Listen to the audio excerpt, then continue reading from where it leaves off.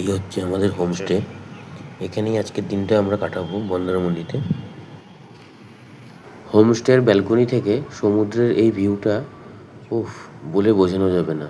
নিজে চোখে অনুভব না করলে, নিজে থেকে অনুভব না করলে সত্যিই বোঝানো যাবে না।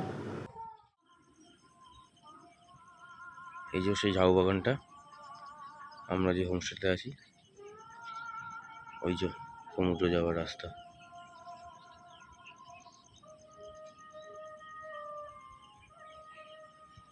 ওইটা আমাদের হোমস্টে সামনে। এখানে দুটো বসার জায়গা রয়েছে, দোলনাও রয়েছে। এখানে দুটো দোলনা রয়েছে, এখানে তিনটে দোলনা রয়েছে।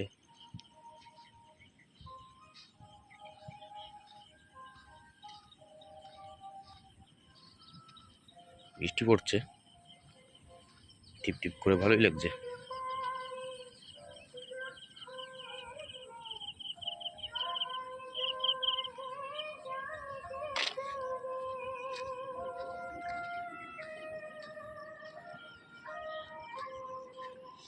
এই দেখো, এই সেই লাল কাঁকড়া বীচ, ভর্তি লাল কাঁকড়া।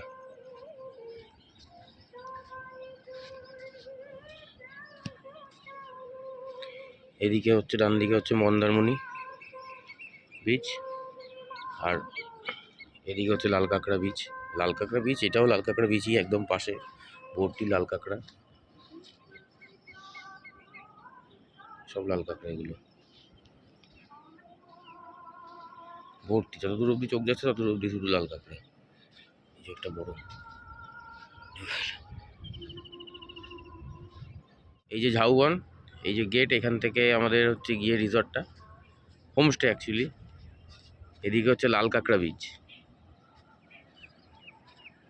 এই যে বঙ্গোপসাগর, আর এদিকে হচ্ছে মন্দারমণি বীচ। কিছুক্ষণ হেঁটে গেলেই মন্দারমণি বীচ ওখানে।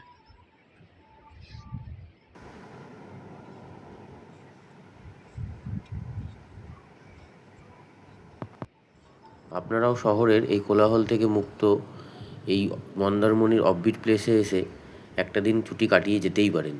আপনাদেরও আশা করছি খুব ভালো লাগবে। এই জায়গাটা এতটাই সুন্দর, নিজে থেকে না চোখে দেখলে আর এখানে থেকে না অনুভব করলে বোঝানো সম্ভব নয়।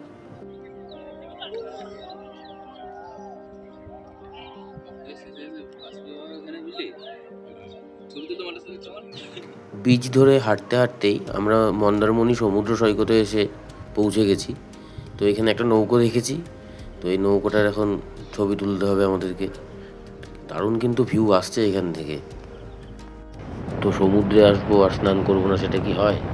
তো স্নান তো করেছিলাম, কিন্তু সমুদ্র সৈকত এতটাই নির্জন যে কেউ ছিল না ছবি তোলার।